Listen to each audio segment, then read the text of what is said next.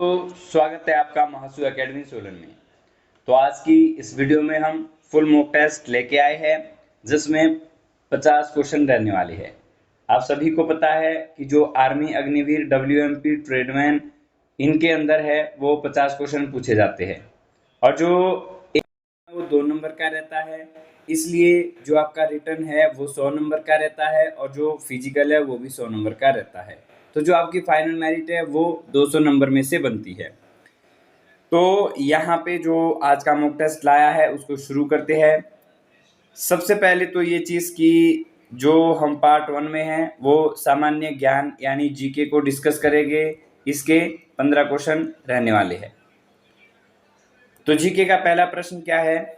सिंधु घाटी सभ्यता का प्रमुख बंदरगाह कौन सा है? हड़प्पा, लोथल, मोहनजोदड़ो या कालीबंगा? तो जो सिंधु घाटी सभ्यता का प्रमुख बंदरगाह है वो लोथल है, तो ऑप्शन बी राइट आंसर होगा। लोथल की बात करें तो कभी ये पूछा जाता है कि जो प्रमुख बंदरगाह लोथल है वो किस नदी के किनारे बसा हुआ है। तो आपने नदी का नाम ध्यान देना है, भोगवा नदी है। भोगवा नदी जिसके तट पर जो लोथल बंदरगाह है वो स्थित है। जब मेसोपोटामिया और मिस्र के साथ व्यापार होता था तो ये जो बंदरगाह है ये प्रमुख रहता था। तो जो पहले क्वेश्चन का राइट आंसर है option number B. Question number 2, Bihu त्योहार किस राज्य का प्रसिद्ध त्योहार है? ये भी वेरी वेरी इंपॉर्टेंट क्वेश्चन है, एग्जाम में काफी बार आपको देखने को मिलेगा। बिहू कहाँ का प्रसिद्ध त्योहार है? बिहार का, गुजरात का, उड़ीसा का या असम का? तो इसका राइट आंसर होगा option number D. Bihu Assam के अंदर मनाया जाता है और ये साल में 3 बार होता है। तो ये बड़ा इंपॉर्टेंट जो क्वेश्चन है ये आपने एग्जाम के लिए तैयार कर लेना है। गुग्गा लोक नृत्य किस राज्य से संबंधित है? राजस्थान, पंजाब, गुजरात या हरियाणा? तो जो गुग्गा लोक नृत्य है ये हरियाणा में प्रसिद्ध है, ऑप्शन डी इसका राइट आंसर होगा। भारतीय संविधान का कौन सा अनुच्छेद समानता का अधिकार देता है? अनुच्छेद 32, अनुच्छेद 19, अनुच्छेद 21, अनुच्छेद 14? तो जहाँ पे समानता इक्वल है वो अनुच्छेद 14 है, तो डी इसका राइट आंसर होगा। परमवीर चक्र पाने वाला प्रथम भारतीय कौन थे? अब्दुल हमीद, विक्रम बत्रा, मेजर सोमनाथ शर्मा या मनोज पांडे? तो परमवीर चक्र जो भारत में सबसे पहले मिला था वो मेजर सोमनाथ शर्मा को मिला था और ये हिमाचल प्रदेश से बिलोंग करते थे। अब तो ये मर चुके हैं लेकिन ये हिमाचल प्रदेश राज्य से संबंधित थे। और दूसरी बात ये है कि ये जो मेजर सोमनाथ शर्मा हैं ये कुमायूं रेजिमेंट से संबंधित थे। हॉर्नबिल फेस्टिवल किस भारतीय राज्य में मनाया जाता है? नागालैंड के अंदर, मिजोरम में, त्रिपुरा में या मेघालय में? तो जो हॉर्नबिल फेस्टिवल है ये नागालैंड का प्रसिद्ध त्योहार है, तो एक फेस्टिवल है, तो ऑप्शन नंबर ए इसका राइट आंसर होगा। हाल ही में सूर्य अध्ययन हेतु भारत में कौन सा मिशन भेजा गया था? यानी जो सूर्य के अध्ययन के लिए है वो कौन सा मिशन भारत के द्वारा चलाया गया था? चंद्रयान 3, मंगलयान, आदित्य L1 या गगनयान? तो इसका राइट आंसर होगा ऑप्शन नंबर सी। जो आदित्य L1 है ये इसरो के द्वारा लॉन्च किया गया था और इसरो ने इसे कब लॉन्च किया था? तो 2023 के अंदर इसरो ने इसे लॉन्च किया था।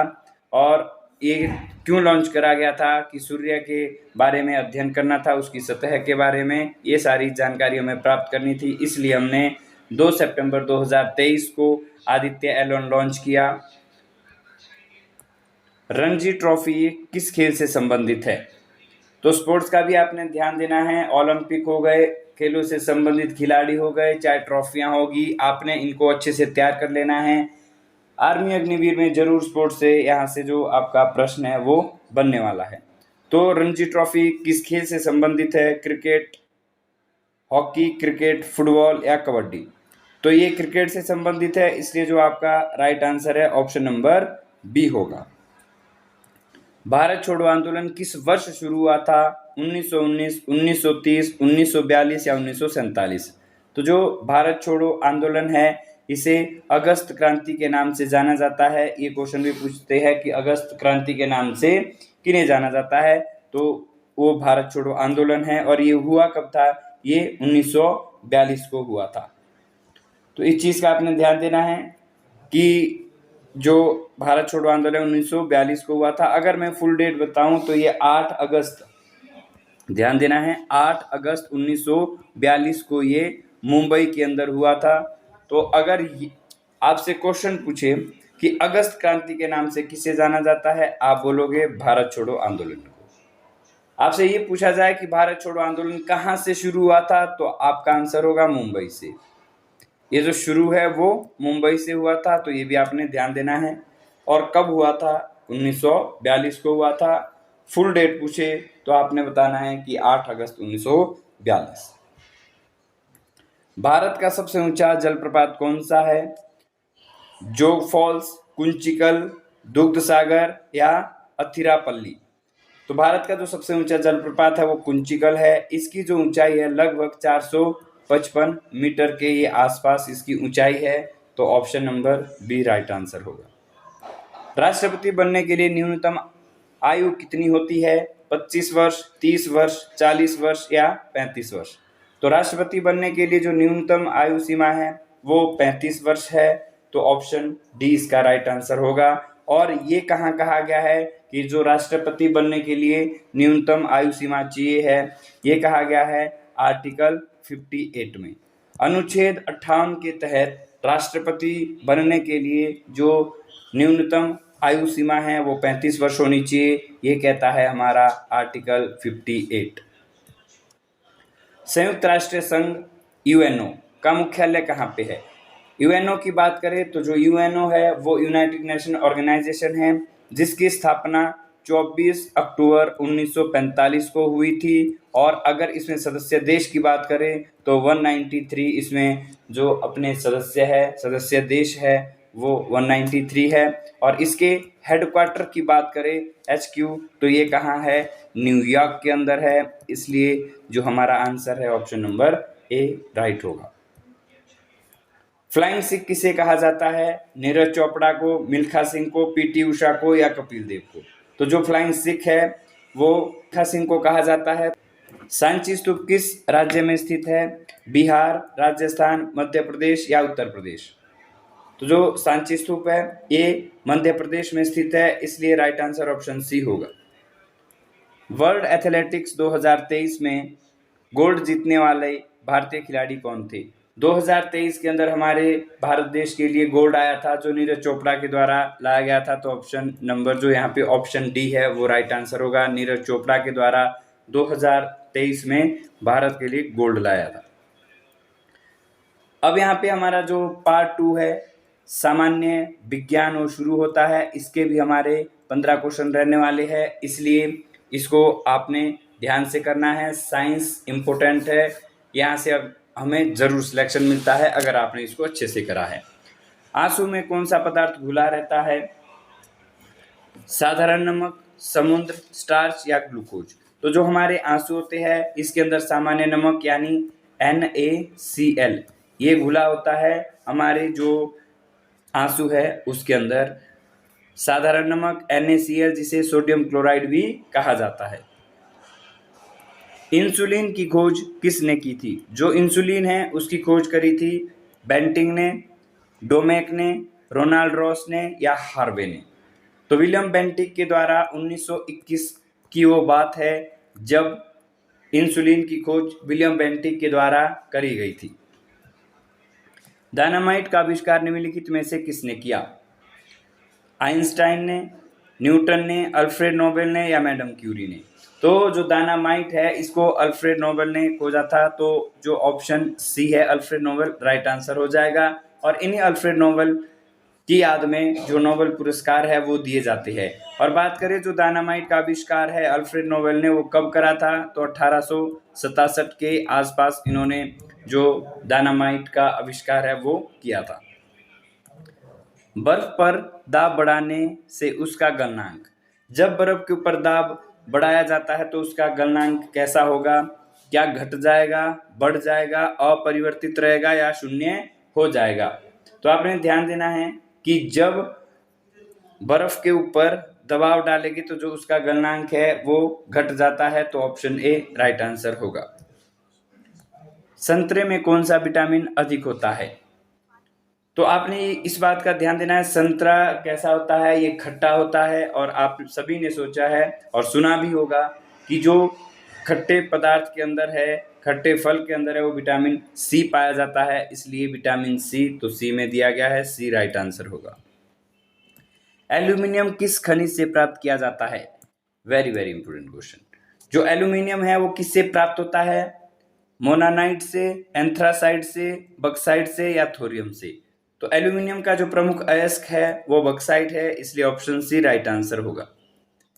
कैलोरी किसका मापन इकाई है? ऊष्मा की, ठोस की, तरल की या ध्वनि की? तो ये सारे क्वेश्चन जो आपको इजी लग रहे होंगे, सारे हमने टॉपिक वाइज वीडियो में डिस्कस करे हैं। तो अगर हमारे पास ऐसा व्यूअर है जिसने हमारी जो फिजिक्स की टॉपिक वाइज वीडियो नहीं देखी है, तो महासु एकेडमी के जो यूट्यूब चैनल पे है वहाँ पे आपको सारी जो फिजिक्स है वो टॉपिक वाइज मिलने वाली है। तो कैलोरी किसका मापन इकाई है? वो ऊष्मा की है, तो ऊष्मा ऑप्शन नंबर ए राइट आंसर होगा। सूर्योदय होते या डूबते समय लाल क्यों दिखाई देता है? जब हमारा जो सूर्य है वो उगता है या डूबता है, तो उस समय जो आसमान में है वो लालिमा छाई रहती है, उसका कारण क्या है? विकिरण, जलवाष्प, धूलकण या प्रकीर्णन? तो प्रकीर्णन के कारण क्या होता है, जो हमारा सूर्य है वो डूबते और उगते समय वो लाल दिखाई देता है, और प्रकीर्णन का मतलब क्या है? स्कैटरिंग। घरों में जो विद्युत संयंत्र जोड़े जाते हैं वो किस क्रम में होते हैं? आपने घरों में जो लाइट है वो देखी होगी कि किस हिसाब से लगी होती है, तो ये तो आपको पता नहीं है कि किस हिसाब से जोड़ी जाती है, क्योंकि जोड़ता कोई और है, इसलिए आपने ये ध्यान देना है कि किस जो घरों का संयंत्र है किस हिसाब से उसको जोड़ा जाता है। ऑप्शन ए श्रेणी क्रम में यानी सीरीज में, समानांतर क्रम में यानी पैरेलल क्रम में, मिश्रित क्रम में, या इनमें से कोई नहीं। तो जो घरों का विद्युत संयंत्र जोड़े जाते हैं वो समानांतर यानी पैरेलल क्रम में जोड़े जाते हैं, तो ऑप्शन बी इसका राइट आंसर होगा। लोहे में जंग लगना है एक। लोहे में जंग लगना कैसी क्रिया है? भौतिक क्रिया है, रासायनिक क्रिया है, सामान्य क्रिया है, इनमें से कोई नहीं।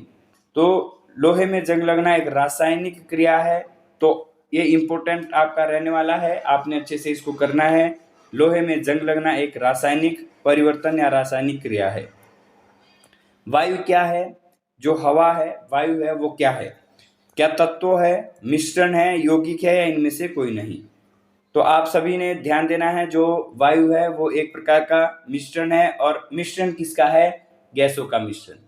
अब गैसों का मिश्रण कैसे है कि जो वायु के अंदर है वो वायु किस किस की बनी होती है? नाइट्रोजन हो गया, ऑक्सीजन हो गया, कार्बन डाइऑक्साइड हो गया और आर्गन हो गया। इन सभी जो गैसों का मिश्रण है वो वायु होता है, इसलिए वायु एक प्रकार का मिश्रण है, मिक्सचर है। बायोगैस का मुख्य अवयव क्या है? जो बायोगैस होती है जिसे गोबर गैस भी कहा जाता है, उसका मुख्य अवयव क्या है? इथेन, अमोनिया, मीथेन या एथिलीन? बायोगैस का जो प्रमुख अवयव है वो मीथेन है, जिसका सूत्र CH4 है, ये भी आपने ध्यान देना है, और बायोगैस को गोबर गैस भी कहा जाता है। जब कोई जहाज नदी में से समुद्र में प्रवेश करता है तो ऊपर उठ जाता है, नीचे दशा रह जाता है, उसके स्तर में कोई बदलाव नहीं आता, या उपयुक्त सभी? तो ये आपने ध्यान देना है कि जो जहाज है जब छोटे नदी नालों या समुद्रों से महासागर में जाएगा या नदी से सागर में जाएगा, तो जब वो छोटी चीज से बड़ी चीज की ओर जाता है तो उसका जो स्तर है वो ऊपर उठ जाता है। आपने इस चीज का ध्यान देना है, ऊपर की ओर उठ जाता है। ये आर्किमिडीज के सिद्धांत के ऊपर कार्य करता है, लेकिन आपने ये ध्यान देना है जो यहाँ पे मैं आपको बता रहा हूँ कि अगर मान लो समुद्र या महासागर से नदी में कोई जहाज आता है तो वो नीचे की ओर धंस जाता है, लेकिन अगर छोटी चीज से जैसे नदी हो गया या कोई छोटा नाला हो गया उससे कोई जहाज समुद्र या महासागर में जाता है तो जब वो उन चीज़ों में पहुंचेगा तो वो ऊपर की ओर उठ जाता है।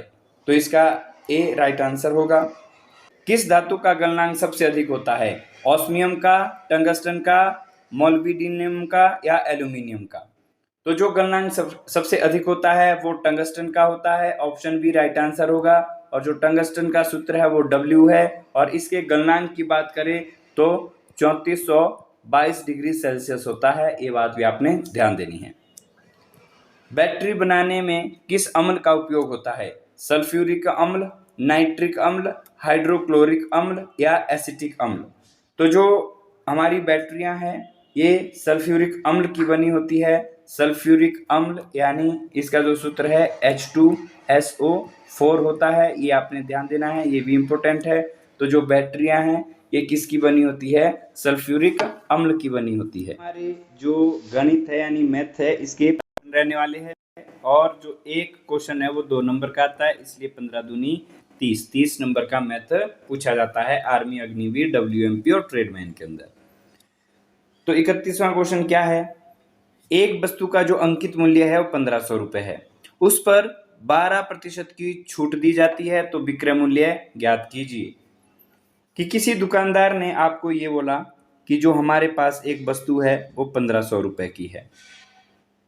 फिर आपने बोला कि ये जो वस्तु है वो आपने मैगी लगा रखी है, तो उन्होंने बोला कि कोई बात नहीं, इसके ऊपर हम आपको 12% की छूट देंगे। इसका मतलब है कि जो उन्होंने पैसे है वो कितने परसेंट के लिए? 88% के लिए। और जब 88% है तो परसेंट यहाँ से हटा दिया तो बटे में क्या डाल दिया? 100।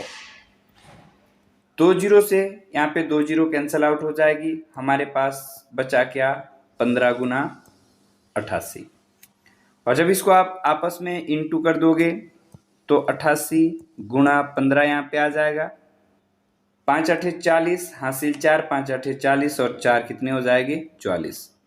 और आप 1 से करोगे तो यहाँ पे 88 रहने वाला है। इसको ऐड कर दोगे 0, 8 और 4 12, हासिल 1, 8 और 4 12 और 1 13। तो जो उन्होंने आपको 1500 रुपए की वस्तु लगाई थी, जब उन्होंने 12% की छूट दी तो आपको वो वस्तु 1320 रुपए की पड़ी। तो दुकानदार ने कितने की बेची? तो विक्रय मूल्य दुकानदार का क्या आया? 1320, जो ऑप्शन नंबर डी में दिया गया है। क्वेश्चन नंबर 32, एक दुकानदार 1800 रुपए में वस्तु खरीदकर एक दुकानदार 1800 रुपए में वस्तु खरीदकर 2160 में बेच देता है, तो लाभ प्रतिशत ज्ञात करें। अब यहाँ पे आप देख सकते हैं कि जो दुकानदार है उन्होंने कोई चीज 1800 रुपए में खरीदी, तो खरीदने का मतलब क्या है? क्रय मूल्य। क्रय मूल्य कितना है? 1800। और जब उन्होंने उसको बेचा तो वो 2160 रुपए का बेच दिया। तो अगर आप इसके बीच का डिफरेंस देखोगे तो कितना आया? ये 360 आया इसके बीच का डिफरेंस। कि जो इन्होंने लाभ है वो लाभ कितने का कमाया? 360 का कमाया। तो इन्होंने लाभ नहीं पूछा है, लाभ प्रतिशत पूछा है। तो लाभ प्रतिशत क्या होता है? लाभ प्रतिशत बराबर है यानी प्रॉफिट परसेंटेज बराबर है प्रॉफिट यानी लाभ गुणा 100 और बटे में क्या जाएगा? क्रय मूल्य, कॉस्ट प्राइस। लाभ कितने का? 360 का गुणा 100 और आपका जो बटे में है वो आएगा कॉस्ट प्राइस। तो कॉस्ट प्राइस कितना था? वो 1800। 2 जीरो से 2 जीरो यहाँ पे कट जाएगी, 18 एकम 18, 18 दूनी 36 और 1 जीरो ये बची है। तो जो आपको लाभ है वो 20% का हुआ। तो 20% ऑप्शन नंबर बी में दिया गया है कि जो लाभ प्रतिशत है वो 20% हुआ। क्वेश्चन नंबर 33, 7500 रुपए पर 2 वर्षों के लिए 6% की वार्षिक दर से साधारण ब्याज ज्ञात करें। तो जो साधारण ब्याज है इसका अपने सूत्र लगाना है। साधारण ब्याज क्या होता है? मूलधन, यानी जो स्टार्टिंग का पैसा होता है प्रश्न में वो मूलधन होता है। मूलधन गुणा दर, जिसके पीछे प्रतिशत लिखा वो दर है और जिसके पीछे वर्ष महीने ये लिखा हो वो क्या है? समय। और बटे में क्या आ जाएगा? 100। तो जो साधारण ब्याज का फॉर्मूला है मूलधन गुणा दर गुणा समय बटा 100। तो जो मूलधन है वो कितना है? स्टार्टिंग वाला पैसा यानी 7500। दर कितनी है? 6% और समय कितना है? 2 वर्ष और बटे में क्या जाएगा? 100। 2 जीरो से 2 जीरो आप इसको कैंसल आउट कर दोगे। यहाँ पे क्या है आपका 75 गुना 2 गुना 6। 75 गुना 2 कितना होता है 150, गुना 6 करोगे 15 छिके 90, तो आपका जो आंसर है वो कितना आएगा 900, जो ऑप्शन नंबर सी में दिया गया है। गुणा करनी आपको आती होगी तो आप इजीली इसको गुणा कर सकते हैं और अपना जो आंसर है वो प्राप्त कर सकते हैं। 34वां क्वेश्चन क्या बोलता है, 6 संख्याओं का औसत 32 है तो सभी संख्याओं का योग ज्ञात करें। तो एक फॉर्मूला चलता है औसत के अंदर, संख्या गुणा औसत, और जो किसके बराबर निकलता है वो योग के बराबर निकलता है, और यहाँ पे योग ही हमारे से पूछा गया है। तो जो संख्या है वो 6 संख्याएं हैं, औसत उसका 32 दिया हुआ है, इसको इंटू करोगे 6 दूनी 12, हासिल 1, 6 तिया 18 और 1 19 आ जाएगा। तो जो हमारा आंसर है वो क्या आया 192। यदि A अनुपात B 7 अनुपात 9 है, B अनुपात C 3 अनुपात 5 है तो AC ज्ञात करें। तो जब आपको पास ये वाला क्वेश्चन आए तो आपको निकालना क्या होता है A अनुपात B अनुपात C। अब जो A की वैल्यू है वो 7 दी है तो A के नीचे लिखी, B की वैल्यू 9 दी है तो वो B के नीचे लिखी, फिर जो B की वैल्यू 3 लिखी है तो उसको सीधा B के नीचे लिखेंगे, और जो C की वैल्यू है वो कितनी दी है 5। अब जहां जहां आपको खाली जगह मिल रही है सामने वाला आपने अंक भर देना है, जैसे खाली जगह के सामने 9 है यहाँ 9 भर दिया, खाली जगह के सामने यहाँ 3 है 3 भर दिया, और इसको आपने इंटू कर देना है। अब इसने AC पूछा है तो सिर्फ आपने वैल्यू A और C की बतानी है, B यहाँ पे नहीं पूछा है, इसलिए A की वैल्यू कितनी आ जाएगी 7 तिये 21, और जो C की वैल्यू है 9 पंजे 45। अब ये कैंसल आउट हो जाता है तो आपने इसको कैंसल आउट कर देना है। 3 से देखोगे तो 3 सते 21 और 3 एकम 3, वापस बचा 3 पंजे 15, तो जो आपका AC है वो कितना आया 7 अनुपात 15। 7 अनुपात 15 यहाँ ऑप्शन नंबर A में दिया गया है, तो ऑप्शन A राइट आंसर होगा। A किसी काम को 10 दिन में, B किसी काम को 15 दिन में करता है, दोनों मिलकर काम करे तो काम कितने दिन में समाप्त होगा। तो बात जब दोनों मिलकर किया है तो आप क्या कर सकते हैं, एक सूत्र होता है A गुणा B बटे में A प्लस B। तो जो A की वैल्यू है वो 10 दी है और जो B की वैल्यू है वो 15 दी है, और नीचे दोनों को जोड़ के डाल देना है। 10 और 15 कितना बन जाएगा, यहाँ पे 10 प्लस 15 आपने करना है, तो 10 गुणा 15, नीचे 10 और 15 कितने बने 25 बने। 5 से काटोगे 5 तिये 15, पंजा पंजा 25, 5 एकम 5, 5 दूनी 10, तो आंसर क्या आया 2 गुणा 3 यानी 2 तिया 6 दिन। तो 6 दिन कहाँ दिया है ऑप्शन नंबर B में, तो ऑप्शन B इसका राइट आंसर होगा। एक ट्रेन 54 किलोमीटर प्रति घंटे की गति से 2 घंटे तक चली, ट्रेन के द्वारा तय की गई दूरी ज्ञात करें। तो दूरी क्या होता है, दूरी बराबर है चाल गुना समय, चाल गुना समय, ये हमारे पास दूरी होता है, दूरी बराबर है चाल गुना समय। तो डिस्टेंस क्या आएगा, चाल क्या है 54 किलोमीटर पर आवर, और जो समय है वो है 2 घंटे।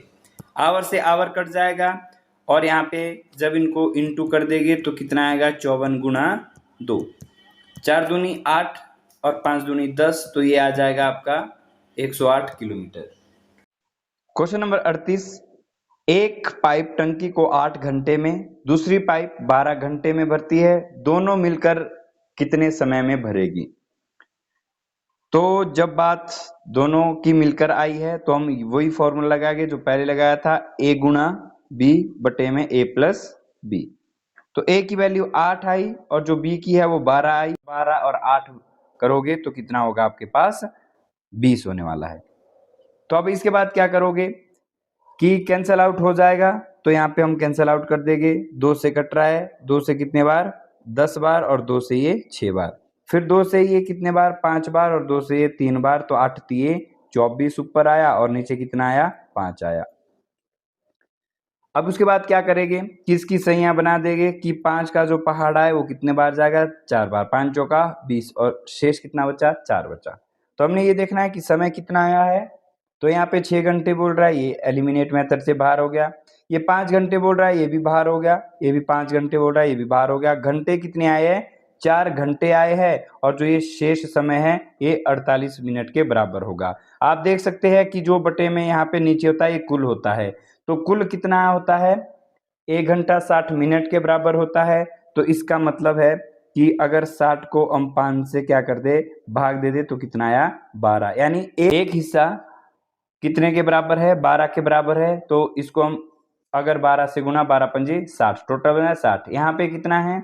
4 हिस्से है, तो 12 चौके 48, तो 4 घंटे 48 मिनट हम इसको इजीली निकाल सकते हैं।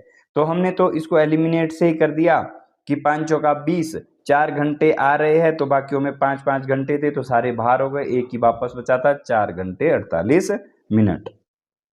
क्वेश्चन नंबर 39, 96, 144 और 240 का HCF ज्ञात करें। अब हमने HCF निकालना है और HCF के लिए हमने पहले ही एक टर्म पढ़ी है कि वहां पे ऊपर पहले ही ऐसी संख्या रखेंगे जिससे सारी जो ये तीनों संख्याएं हैं वो एक ही बार में विभाजित हो जाए। तो सबसे पहले तो हम छोटी वैल्यू यहाँ पे रखेंगे, जैसे हमने 2 रख दिया तो 2 से सारी संख्याएं कट जाती है, 2 चौके 8, 1 बचा, 2 अट्ठे 16, 2 सत्ते 14, 2 दूनी 4, 2 एकम 2, 2 दूनी 4 और 0 की 0, तो 2 से पूरी तरह से कट गया। फिर हम 2 से करेंगे, 2 दूनी 4 और 2 चौके 8, 2 तिया 6 और 6 दूनी 12, 2 छिके 12, 0 की 0, फिर 2 से कटेंगे, 2 एकम 2, 2 दूनी 4, 2 एकम 2 यानी 18 दूनी 36 और 30 दूना 60। इसके बाद फिर 2 से जा रहा है, 2 छिके 12, 2 9 में 18 और यहाँ पे कितना जाएगा? 15 दूनी 30। इसके बाद देखोगे तो ये जो वैल्यू है वो 3 से कटने वाली है, 3 दूना 6, 3 तिया 9 और 3 पंजे 15। तो जो हमारा HCF है ये सारा इंटू करके आ जाएगा, इनको हम गुणा कर देंगे, 3 दूना 6, 6 दूनी 12, 12 दूनी 24 और 24 दूनी 48, तो 40 जो 8 है 48 वो हमारा HCF आने वाला है, option number A. Question number 40, 24, 32 और 40 का LCM ज्ञात करें। तो LCM के लिए क्या करेंगे हम? जो वैल्यू कटती हो उसको काट देना है, जो ना कटे उसको नीचे उतार देना है। तो सबसे पहले 2 से करेंगे, 12 दूनी 24, 16 दूनी 32 और 20 दूनी 40। फिर 2 से 6 दूनी 12, 8 दूनी 16 और 10 दूना 20। फिर 2 से जाएगा, 2 तिया 6, 2 चौके 8 और 2 पंजे 10। तो अब आप डायरेक्ट भी इनको कर सकते हैं इंटू करके, 5 चौका 20, 20 तिये 60, 60 दूना 120, 120 दूना 240 और 240 दूना कितना होगा? 480, ऑप्शन नंबर डी। आप इंटू कर सकते हैं। क्वेश्चन नंबर 41, यदि 5x - 9 बराबर है 31 तो x का मान ज्ञात करें। इक्वेशन क्या है? 5x - 9 = 31। तो 5x को हम इधर ही रखेंगे और 31 के पास जो ये माइनस का 9 है ये परे चला जाएगा, प्लस का 9 हो जाएगा। तो जो 5x की वैल्यू है वो कितनी आएगी? 31 और 9 करोगे तो वो 40 होगा, 5 एकम 5, 5 अट्ठे 40, तो x की वैल्यू कितनी आई? 8 आई, option number A. Question number 42, पिता और पुत्री की वर्तमान आयु का अनुपात 5:2 है। एक हम यहाँ पे पिता डाल देंगे और अनुपात में पुत्र डाल देंगे। अब जो इनकी आयु का अनुपात है वो कितना दिया है? पिता का दिया है 5 अनुपात और पुत्र का दिया है 2 अनुपात। अब क्या बोला? 8 वर्ष बाद, तो 5a में 8 जुड़ जाएंगे क्योंकि बाद के लिए प्लस होता है, और 2 अनुपात में भी 8 जुड़ जाएंगे, और जो नया अनुपात है वो कितना हुआ? 2:1। अनुपात क्रॉस मल्टीप्लाई कर देंगे तो 5a + 8 और यहाँ पे कितना है? 2 दूनी 4a + 8 दूनी 16। 5a के पास 4a लाएंगे तो 1a बचेगा, और 16 के पास 8 ले जाएंगे तो 8 वापस बचना है, यानी a की वैल्यू कितनी आई? 8। इन्होंने जो वर्तमान आयु है वो पुत्र की पूछी है, तो पुत्र का जो यहाँ पे अनुपात है वो 2 अनुपात दिया है, तो 2 गुना a की वैल्यू 8 आई है, तो 8 दूनी 16 वर्ष। तो जो पुत्र की वर्तमान आयु है वो 16 वर्ष है, ऑप्शन नंबर बी। त्रिज्या 14 सेंटीमीटर वाले वृत्त की परिधि क्या होगी? अब जो वृत्त की परिधि है वो क्या होती है? 2πr। वृत्त की परिधि 2πr r। 2 इंटू पाई की वैल्यू 22/7 और जो त्रिज्या है वो 14 दे रखी है। 7 एकम 7, 7 दूनी 14। अब यहाँ पे इंटू कर दोगे, 2 गुणा 22, 22 दूनी 44, 44 दूना 88, तो 88 सेंटीमीटर, ऑप्शन नंबर डी। सबसे छोटी संख्या ज्ञात करो जिसे 12, 18 और 24 से भाग देने पर हर बार 7 शेष बचे। अब इसमें करना क्या है कि आपने छोटी से छोटी संख्या का मतलब होता है एलसीएम। एलसीएम निकालना है 12, 18 और 24 का।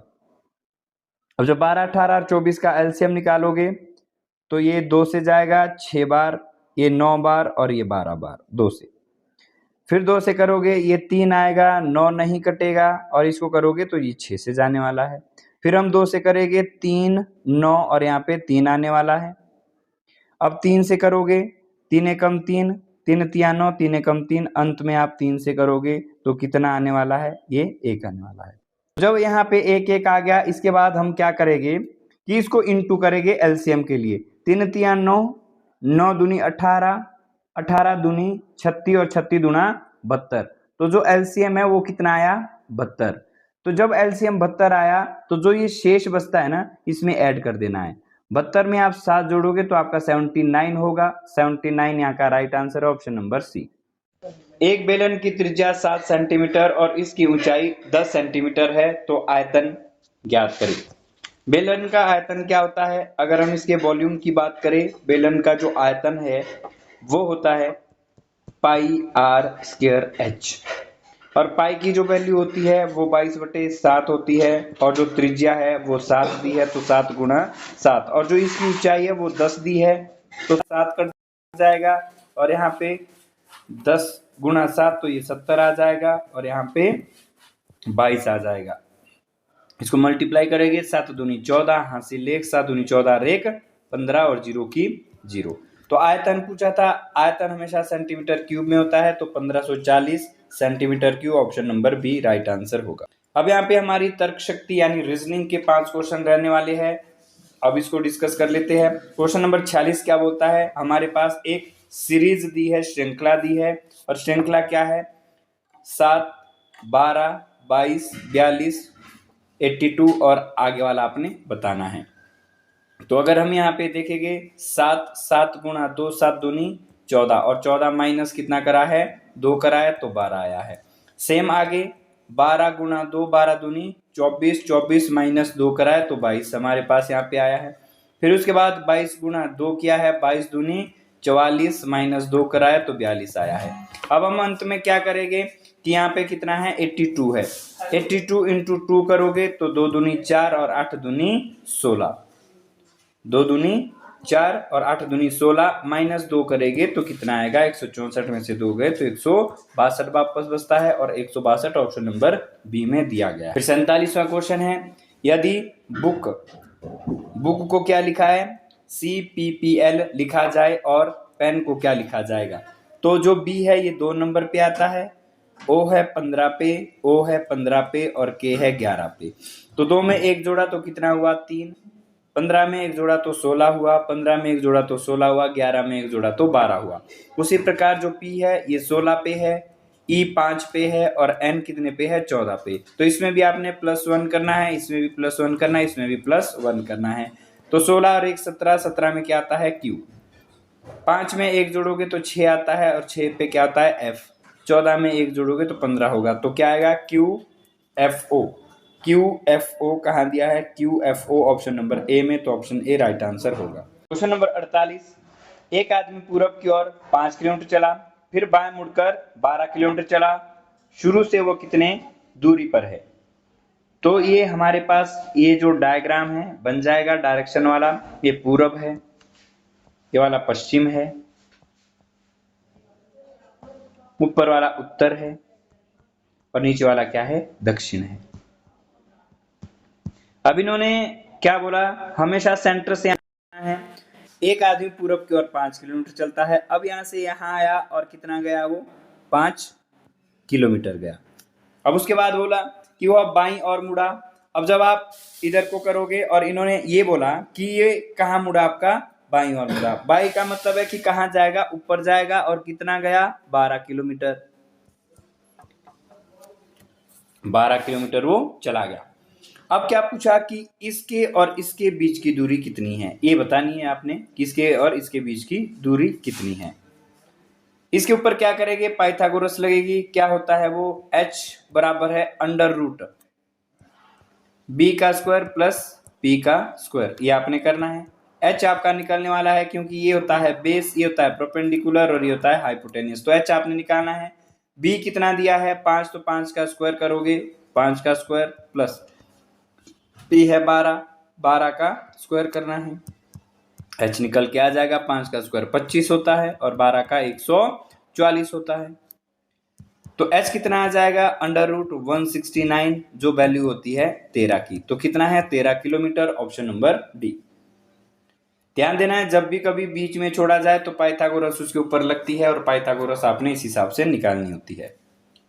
इसमें आपने विषम चुनना है, 8, 27, 64, 100 और 125। तो 8 की बात करें तो ये 2 का क्यूब होता है, 27 3 का क्यूब, 64 क्या है, 4 का क्यूब है, और 100 आ जाएगा तो ये किसी का क्यूब नहीं होता, ये स्क्वायर होता है 10 का, और इसकी बात करें तो ये 5 का क्यूब होता है। तो इसमें जो अलग है वो 100 है, तो ऑप्शन नंबर ए राइट आंसर होगा।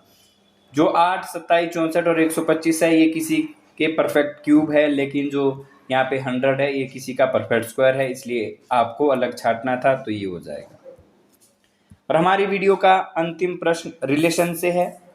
ए बी की बहन है, ए बी की बहन है, बी सी की माँ है, डी सी का पति है, ई डी की माँ है, ए का डी से क्या संबंध है। डायग्राम में हम यहाँ पे वैल्यू भर देंगे, और ये चीज़ हमने करनी है कि जो मेल होगा उसके लिए प्लस का निशान और जो फीमेल होगा उसके लिए माइनस का हम निशान डालेंगे। ए बी की बहन है, तो जो ए है वो बहन है बी की, तो ए का पता चला कि ये फीमेल है, तो फीमेल के ऊपर हम जो साइन है वो माइनस का डाल देंगे। सी बी की माँ है, जो सी है वो माँ है बी की, तो सी माँ है, इसलिए इसके ऊपर हमने जो निशान है वो कैसा डाल दिया, माइनस का डाल दिया। डी सी का पति है, अब जो इस सी का पति है वो डी है, तो डी के ऊपर हम प्लस का यहाँ पे निशान डाल देंगे। ई डी की माँ है, अब जो डी की माँ है वो ई है, तो ऊपर जाएगा और यहाँ पे हम जो निशान है वो माइनस का लगा देंगे। डायग्राम ये बना। अंत में क्या पूछा, ए का डी से क्या रिश्ता है, ए का डी से क्या रिश्ता है। अब ए का बताना है, ये ए कि इसका डी के साथ क्या रिश्ता है। अब आप ये देखो, ये मान के चलो कि ये डी आप हो, ये आपके पत्नी है, ये आपके पत्नी के बेटी है, तो बेटा या बेटी इसका हमें पता नहीं है, लेकिन अगर ये बेटी है, बेटा है या बेटी है, ये इसकी बहन है, तो आपकी क्या लगी, बेटी लगी, तो बेटी option number C right answer हो जाएगा। आप इसको इजीली समझ सकते हैं। तो यहाँ पे हमारे जो 50 क्वेश्चन है मॉक टेस्ट के वो कंप्लीट होते हैं। अब आपने जरूर अपना जो स्कोर है वो हमें मेंशन करना है कि आपका जो स्कोर है वो 50 में से कितना रहा। मिलते हैं नेक्स्ट वीडियो में। जय हिंद, जय भारत।